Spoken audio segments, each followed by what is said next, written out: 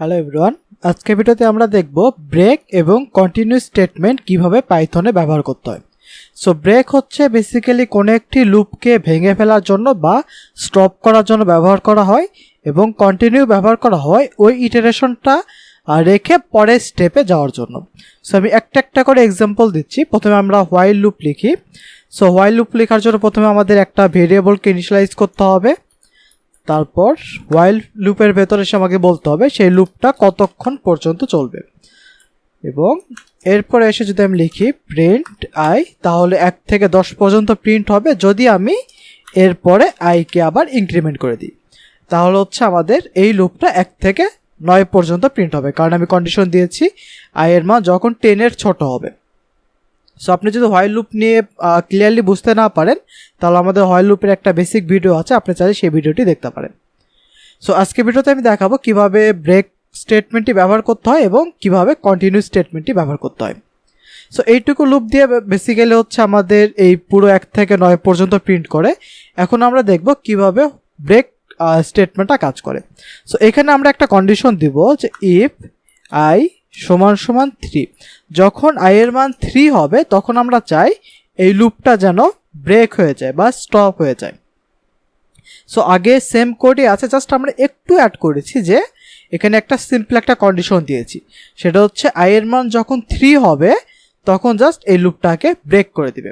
এখন যদি আমি রান করি তাহলে দেখবেন আপনাদের শুধু প্রিন্ট হবে 1 আর 2। আমি আবার রান যদি করি, এই যে শুধুমাত্র 1 আর 2 প্রিন্ট হয়েছে। কেন? সো প্রথমে এখানে আই এর মান 1, ওকে, এরপরে লুপের ভেতরে এসে দেখছে আই বা 1 10-এর থেকে ছোট কিনা, অবশ্যই সত্য। সো লুপের ভেতর ঢুকবে এবং এখানে চেক করছে আই ইকুয়াল 3 কিনা। সো আই এর মান যেহেতু প্রথম স্টেপে 1, সো এই কন্ডিশনটা ট্রু না, সো লুপের ভেতর ঢুকবে না এবং এখানে আই এর মানটা প্রিন্ট করে দিবে, যার জন্য 1 প্রিন্ট করে দিল। দেন আই এর মান যা ছিল তার সঙ্গে 1 ইনক্রিমেন্ট করে দিবে, তাহলে আই এর মান এখন 2। এখানে আবার আসবে, এখানে চেক করবে 2 10-এর থেকে ছোট কিনা, অবশ্যই 2 10-এর থেকে ছোট। সো লুপের ভেতর ঢুকবে এবং চেক করবে এই যে আই ইকুয়াল 3 কিনা বা 2 ইকুয়াল 3 কিনা।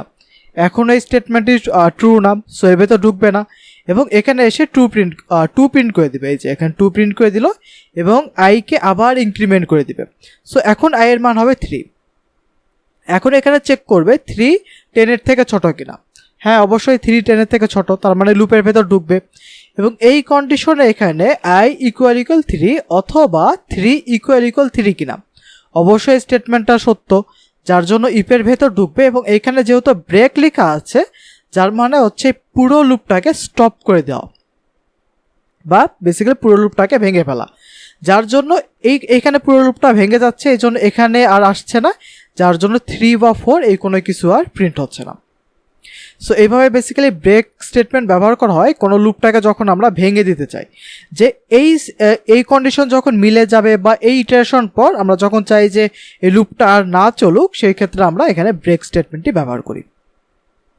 ওকে, এখন এরপরে যেটা আছে সেটা হচ্ছে আমাদের কন্টিনিউ স্টেটমেন্ট। সো ব্রেক এবং কন্টিনিউ এর মধ্যে একটু পার্থক্য। ব্রেক হচ্ছে পুরো লুপটাকে ভেঙে ফেলে, আর কন্টিনিউ হচ্ছে ওই লুপটা মানে ওই ইটারেশনটা রেখে পরের ইটারেশনে চলে যায়।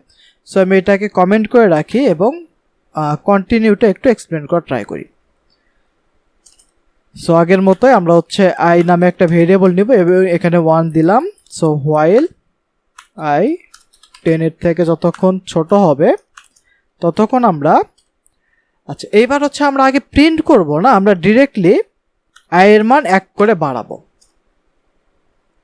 এরপর হচ্ছে প্রিন্ট করব আইকে এবং তার মাঝখানে আমরা হচ্ছে একটা কন্ডিশন দিব যে ইফ আই ইকুয়াল 3, যদি 3 হয় তাহলে হচ্ছে কন্টিনিউ করবে।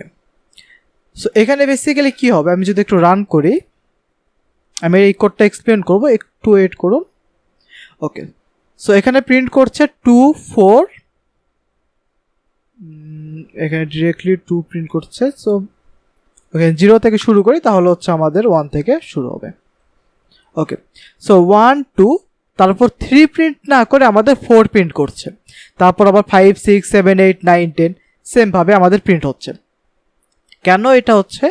আই এর মান এখন শুরুতে আমরা দিয়েছি কত, 0। সো এখানে আমরা চেক করছি 0 10-এর থেকে ছোট কিনা, হ্যাঁ 10-এর থেকে ছোট। এরপর এসে আমরা 1কে বাড়িয়ে দিচ্ছি। সো এখানে যখন আমরা 1কে বাড়িয়ে দিলাম তখন i এর মান হচ্ছে 1। এরপর আমরা চেক করছি 1 = 3 কিনা। যদি এটা সত্য হতো তাহলে ইফের ভেতর ঢুকতো, যেহেতু এটা সত্য না সো ইফের ভেতর ঢুকবে না এবং এখানে i কে বা 1কে প্রিন্ট করে দিবে। দেন আবার এখানে আসবে, এবার চেক করছে 1 10-এর থেকে ছোট কিনা, হ্যাঁ অবশ্যই ছোট। সো এখানে হচ্ছে আবার i এর মান 1 করে বাড়িয়ে দিবে এবং i এর মান হবে 2। দেন এইখানে আবার চেক করবে 2 = 3 কিনা, অবশ্যই সত্য না সো ইফের ভেতর ঢুকবে না এবং এখানে এসে 2 প্রিন্ট করে দিবে। দেন আবার এখানে আসবে, এবার চেক করবে 2 10-এর থেকে ছোট কিনা, হ্যাঁ অবশ্যই 2 10-এর থেকে ছোট। সো লুপের ভেতর ঢুকবে এবং এইখানে i এর মান আবার 1 ইনক্রিমেন্ট করে দিবে, তার মানে এখন হবে i এর মান 3। সো এখানে আমরা চেক করছি 3 = 3 কিনা, হ্যাঁ অবশ্যই স্টেটমেন্টটা সত্য, মানে যেহেতু এই স্টেটমেন্টটা সত্য সো ইফের ভেতর ঢুকবে এবং এখানে আমরা বলছি কন্টিনিউ, মানে এই যে ইটারেশন আছে এইটার নিচে যতগুলো কোড আছে এইগুলো আর রান করার দরকার নেই, তুমি আবার ডিরেক্টলি এই লুপের কন্ডিশনে চলে যাও। সো যেহেতু i এর মান 3, এখন 3 এখানে কন্টিনিউ চলে গেল। সো এইখানে যখন আসতো, যদি এখানে আসতো তাহলে 3 প্রিন্ট হতো, বাট কন্টিনিউ থাকার কারণে এর পরের লাইনগুলো আর প্রিন্ট হয়নি।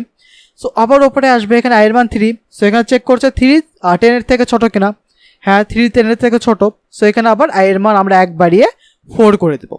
এখন এই কন্ডিশনটা কি সত্য যে 4 = 3? না, এই কন্ডিশনটা সত্য না, যার কারণে ইফের ভেতর ঢুকবে না এবং এখানে এসে 4 প্রিন্ট করে দেবে। সো এই জন্য 1 2 এবং এরপরে 4 প্রিন্ট করেছে, 3 প্রিন্ট না করে। সো এটা হচ্ছে বেসিক ডিফারেন্স।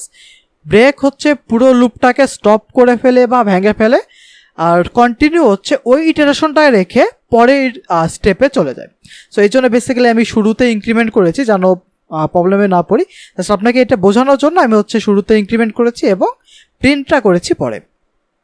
সো এটা এতটুকু মাথায় রাখবেন, ব্রেক হচ্ছে পুরো লুপটাকে স্টপ করে দেয় আর কন্টিনিউ হচ্ছে ওই ইটারেশনটাকে রেখে পরের স্টেপে চলে যায়।